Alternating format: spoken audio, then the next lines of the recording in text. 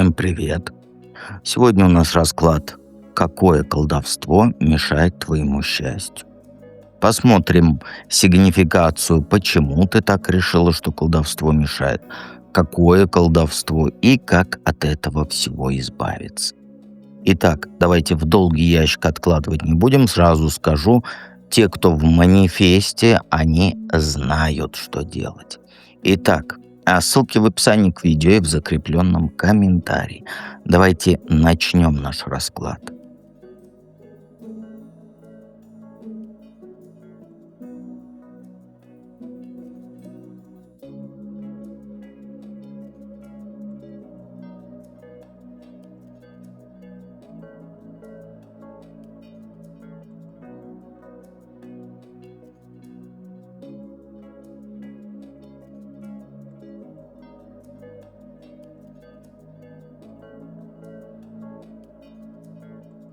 Единички. Первый вопрос у нас сигнификация. Почему ты решила, что колдовство счастью твоему мешает?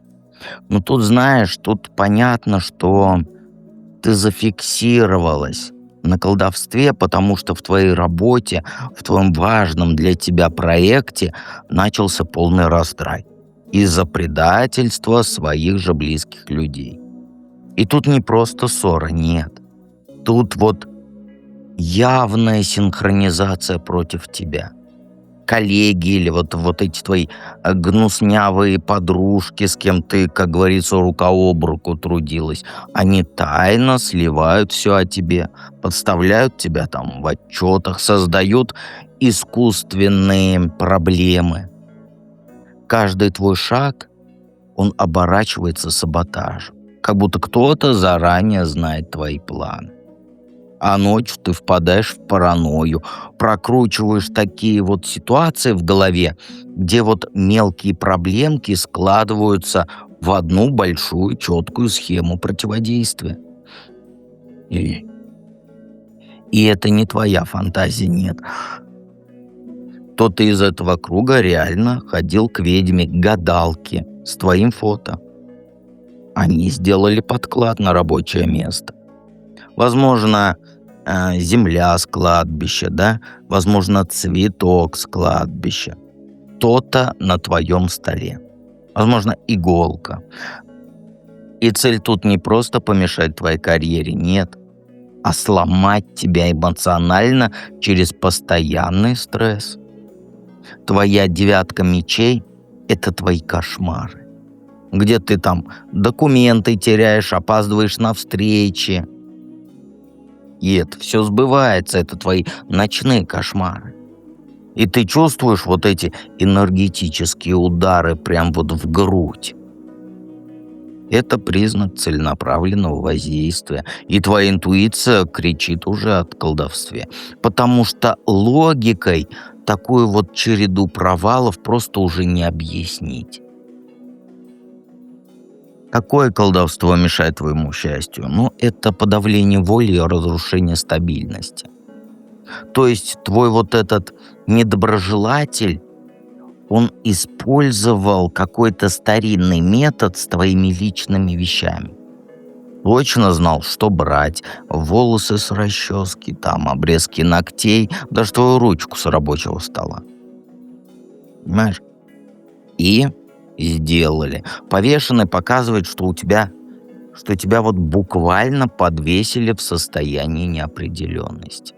Ты не можешь ни отказаться от какого-то проекта, ни продвинуться в нем. А башни – это спланированные удары по твоим опорам. Это проверки внезапные, срыв всех контрактов, потеря данных. Вот эта ведьма, она в ритуал кладбищенскую землю добавила, чтобы притягивать в твою жизнь хаос. Это не случайное совпадение, нет.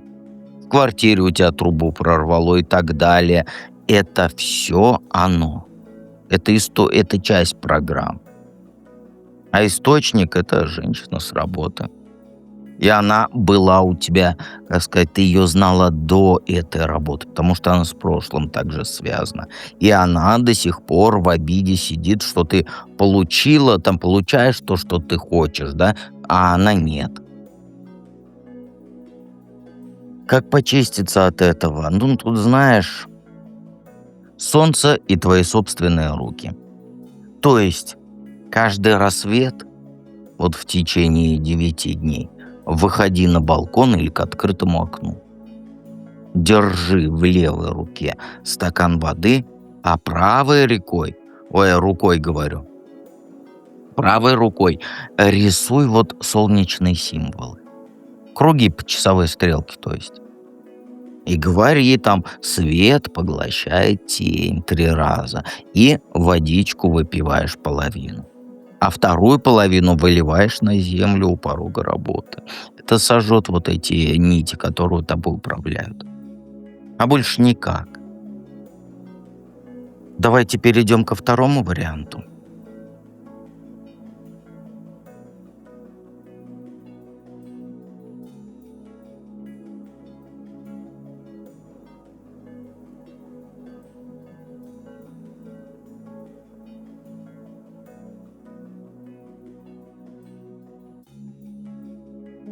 Двоечки.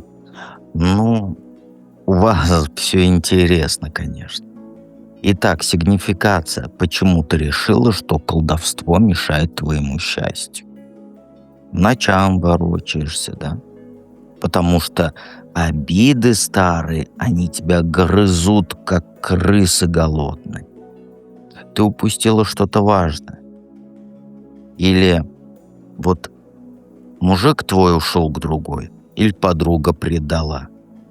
Карьера рухнула. Теперь твоя голова, она превратилась в кинотеатр, где круглосуточно крутят вот этот проклятый момент. Ты раз за разом пересматриваешь, как опрокинулось это все. И не замечаешь хорошего. Вместо того, чтобы обратить внимание на хорошее, ты пялишься на лужицу вот этого да, и шепчешь: и это колдовство. Но это не магия, нет. Это ты сама застряла в болоте прошлого. И карты тут говорят в точку. Ты приняла эмоциональную свою хандру за порчу. Потому что ты просто не готова признать, что ты до сих пор про бывшего думаешь. На себя злишься за ошибку. И тебе проще верить в эти злые чары, чем честно сказать: да, это я сама во всем виновата. И есть ли оно, какое оно есть? Ну, ведьм с волосами из кошачьей шерсти за тобой не бегает. Нет. Перед тобой полна, вот как сказать, есть у разбитого корыта, а есть у полного корыта. У тебя все есть для счастья, но ты упорно не хочешь это видеть, потому что сидишь в жертве.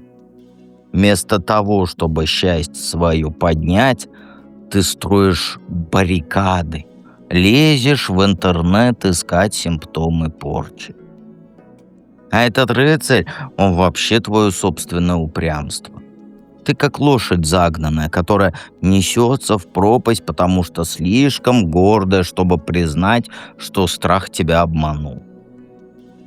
Твое вот это все, твои мысли про колдовство, это твоя же выдумка. Как монстры под кроватью у ребенка. Ты так боишься нового удара, что ты превратила свою жизнь вот в крепость. А за стенами твои же нереализованные мечты ждут. Когда ты там перестанешь в эту жертву играть и выйдешь встречать новые шансы.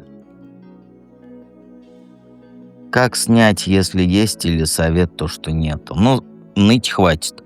Берешь палку и дерешься за свое счастье. Карты тебе говорят: вот перестань выдумывать врагов и займись реальными целями. Понимаешь? Твой выход — это нужно встряхнуться как следует. И начать с малого.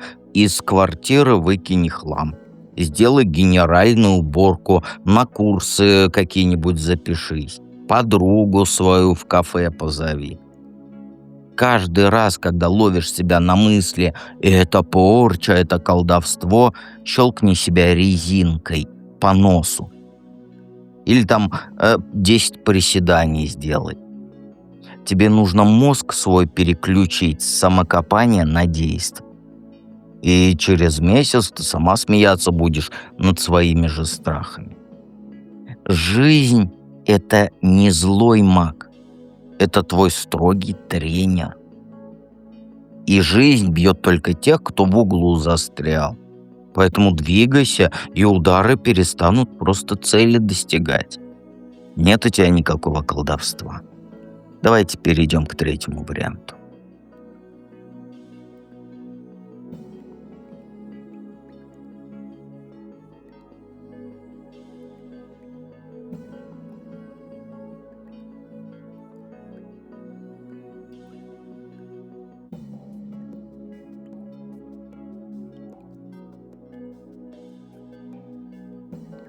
Троечки. Почему-то решила, что колдовство твоему счастью меняет. Опять же, нет. Сразу говорю, нет. Это ты. Ты сейчас как собака на сене. Или как собака, которая на тень лает. Вот шестерка мечей, я объясню. Вот с моей шестерка мечей, она показывает, что ты недавно резко что-то сменила, да? Бросила мужчину, переехала, там уволилась с работы. Но вместо того, чтобы отпустить этого мужика, ты тащишь его за собой, как рюкзак с кирпичами. А семерка кубков — это твои бредни. Когда ты вот каждую мелочь раздуваешь до апокалипсиса. Бывший у тебя фотку запостил, да, с новой девушкой. Сразу он точно порчу на меня навел, приворот, потому что я не могу о нем думать. Нет, ты просто слабохарактерная. Ты просто не пережила обиду. Я знаю, что ты сейчас на меня обижаешься. У тебя в голове меня он приворот на меня сделал. Нет, нет и еще раз нет. Он даже никогда угадалок не был. Или там подруга не позвала тебя на вечеринку. Не потому, что тебя сглазили, просто ты сама месяц игнорировала ее. Ты ищешь мистику там, эзотерику, где надо просто в зеркало посмотреть и сказать: да, это я накосячила, да, мне больно, но это не колдовство. В твоем случае это просто жизнь. Есть ли колдовство у тебя или какое, если есть? Нету. Я уже сказал, нету. Я сразу все карты вижу. Нет, нет и нет.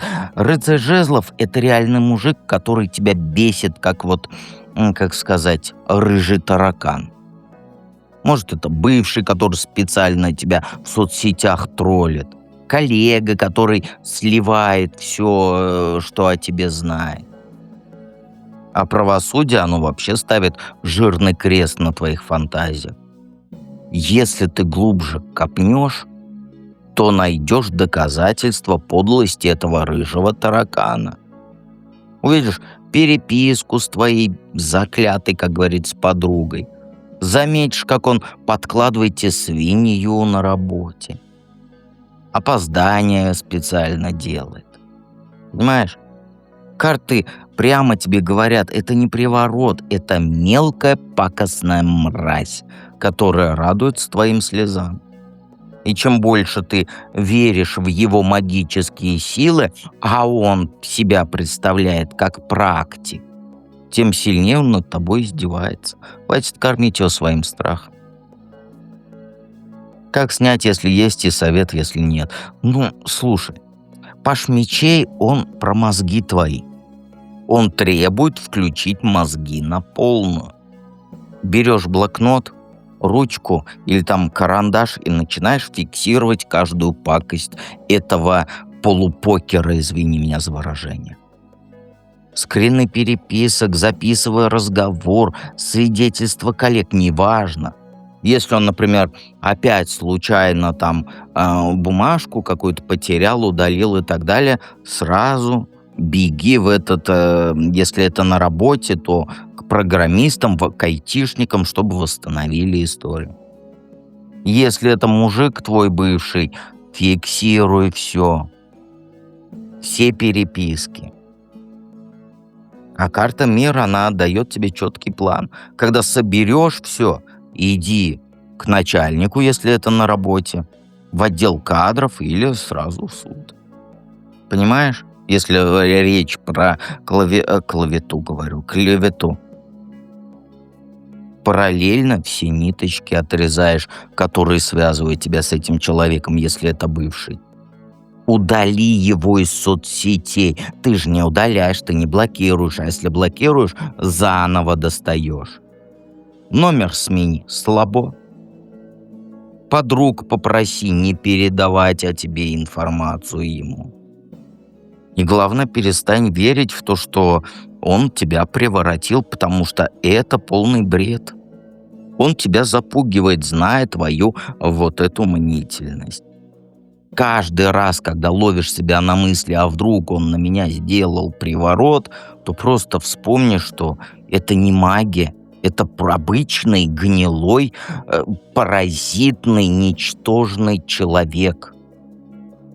И как только ты переключишься с мистики на факты, все на свои места встанет. Он просто гнилой полупокер.